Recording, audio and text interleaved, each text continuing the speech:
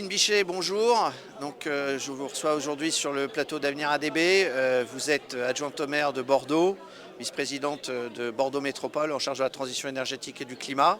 Alors concrètement, on est au salon de la copropriété à Bordeaux. Quelle est l'ambition de Bordeaux Métropole en termes de rénovation énergétique? Parce que c'est une thématique qui revient très très régulièrement sur les conférences qui sont organisées dans le cadre du salon. Bonjour. Oui, l'ambition de la métropole est extrêmement forte puisque nous avons l'ambition de nous mettre sur la bonne trajectoire climatique, donc celle de la neutralité carbone. Et cela suppose d'être sur la bonne trajectoire énergétique, à savoir celle de diviser par deux nos consommations d'énergie à horizon 2050.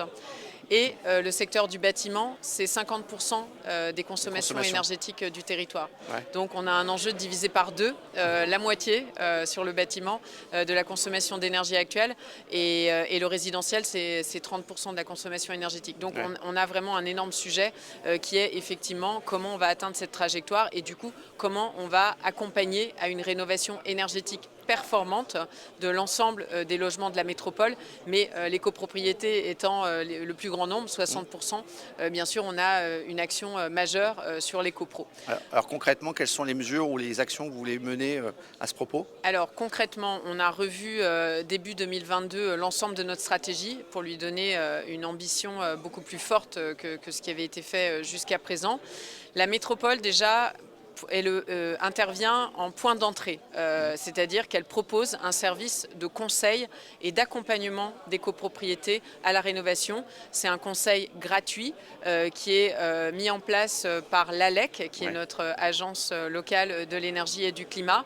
Il y a des coachs, je crois. C'est un coach qui vraiment explique tous les enjeux et qui accompagne la copropriété sur toutes les étapes que nécessite une rénovation et vraiment lui explique ce qui est important de faire et les choix qui sont pertinents d'avoir.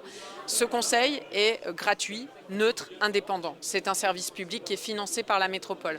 On a considérablement augmenté, on a multiplié par 2 les moyens sur cet espace de conseil. Ensuite, la métropole aide aussi sur tout ce qui est amont aux travaux. Pour réussir une rénovation performante, il faut être éclairé le plus possible. Il faut faire un audit énergétique, il faut avoir les bons accompagnements, une bonne assistance à maîtrise d'ouvrage sur une copro. Ces actes-là sont quasiment financés en intégralité par un abondement de la métropole pour que toutes les phases amont soient prises en charge au maximum pour faciliter la prise de décision. Et ensuite, nous intervenons aussi en aide sur les travaux que nous avons significativement augmenté aussi. Aide aux travaux donc, qui sont conséquentes par logement et qui peuvent aussi, au-delà de la rénovation, accompagner sur du développement de production d'énergie renouvelable au sein de la copro et sur l'utilisation de matériaux biosourcés. Donc on est vraiment dans une philosophie assez globale d'accompagnement. Alors concrètement, là, quand vous dites qu'il y a des subventions qui sont produites par Bordeaux Métropole, ça vient couvrir quelle quote-part de l'intervention d'un architecte ou d'un spécialiste de la rénovation énergétique? Alors on vient en complément, c'est-à-dire que l'État, à travers MaPrimeRénov', donne un premier niveau d'accompagnement. Ici en local, on a la région Nouvelle-Aquitaine qui accompagne ensuite et nous, on vient en complément. Et l'idée, c'est quasiment d'être à entre 80 et 100%. Non, on ne peut pas dépasser 80, je ne sais plus si c'est sur les travaux, excusez-moi, j'ai un petit flou là-dessus. Mais en gros, on fait en sorte d'accompagner au maximum de ce qui est possible. Donc on complète les aides. Concrètement, qu'est-ce que vous estimez, quels sont les freins que vous rencontrez ou vous imaginez dans le cadre de ces réflexions qui sont menées sur les travaux de rénovation énergétique dans l'esprit des gens et éventuellement sur les problématiques financières que ça implique, les contraintes juridiques aussi qu'on peut rencontrer dans le monde de la copropriété? J'imagine que vous avez déjà identifié un certain nombre de freins. Alors, malheureusement, ils sont encore beaucoup trop nombreux, on en a parfaitement conscience. On a conscience de la complexité des parcours qui sont fastidieux. Qui sont, je cherche le mot, mais pour le vivre, l'avoir vécu moi-même, c'est vraiment, il faut avoir aujourd'hui une réelle motivation. C'est pour ça que l'ALEC, chez nous, a vraiment un rôle déterminant. C'est qu'ils font en sorte d'atténuer toutes les difficultés de ce parcours. Et donc ça, c'est vraiment quelque chose d'important. Mais ce parcours dépend aussi beaucoup de l'État. Et ça, malheureusement, on n'a pas encore totalement, on n'a pas la main dessus. Et donc voilà, donc globalement, il y a cette complexité. Il y a le problème du financement. On le sait, ce sont des actes qui coûtent cher.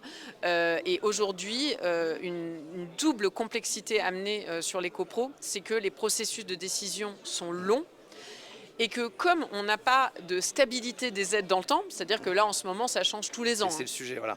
On ne sait pas comment accompagner nos clients. Voilà, côté, hein, c'est un énorme sujet, c'est-à-dire que quand on s'engage dans des processus qui sont financièrement très coûteux de ce type, on a besoin d'avoir de la visibilité.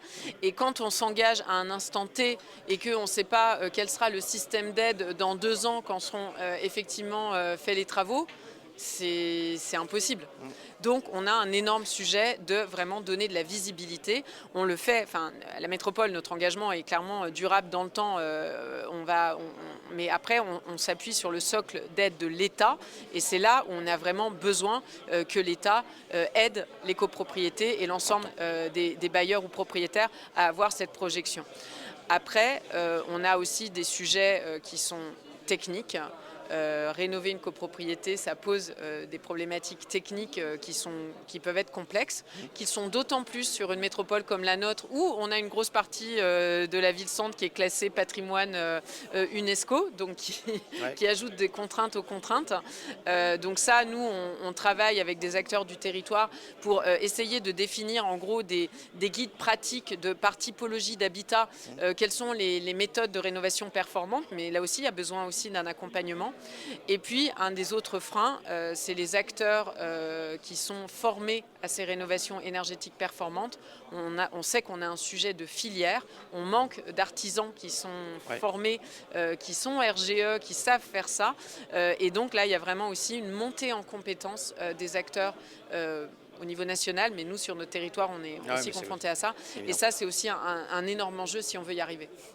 Quels seraient les messages que vous passeriez auprès des copropriétaires et surtout, je pense aux membres des conseils syndicaux parce que c'est eux qui sont souvent les leaders d'opinion dans une copropriété pour driver et lancer des projets de ce type-là. Et puis surtout à leurs mandataires parce que ce sont les syndics de copropriété qui doivent quand même aussi initier ces réflexions et accompagner leurs clients sur le long terme justement pour finir sur de la vraie rénovation énergétique et pas des patchs qu'on va poser comme ça directement sur les immeubles. Donc mes messages, c'est que la rénovation énergétique, c'est vraiment quelque chose qui aujourd'hui, en 2023, est fondamental, doit être absolument considéré par chaque bailleur ou propriétaire pour plusieurs raisons.